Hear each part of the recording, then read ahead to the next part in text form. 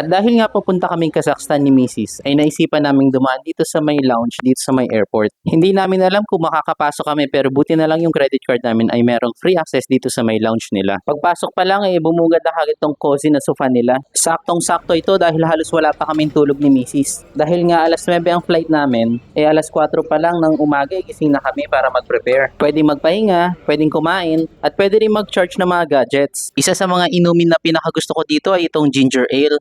Anong tawag sa pagkain eh? Full. Full? Don't fool me, okay? Yeah. Full like you.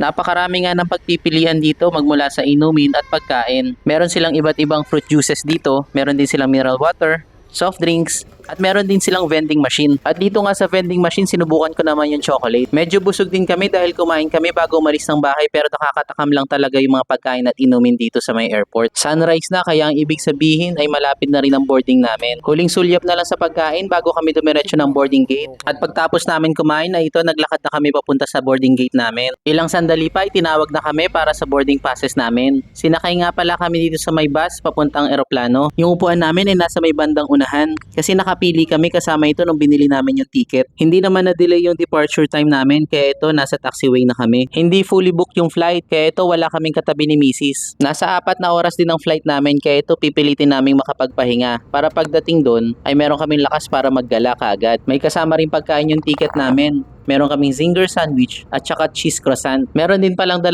mineral water na maliit. Ito nga pala yung unang sulyap namin sa may Kazakhstan. Kahit pupungas-pungas pa ako, na-excite ako kagad nung nakita ko yan. Ang paborito kasi naming season ni Mrs. ay winter. Natuwa lang ako dahil ang luwag ng legroom nitong airline na to para sa economy class. At nakalapag na nga kami dito sa may Almaty International Airport. Ito nga pala si Mr. Ali, sumundo sa amin. Nakapag-book kasi kami dito ng tour na may hotel and airport transfer. Mas na-excite ako sa adventure natin kaysa sa ginawin ako, baby.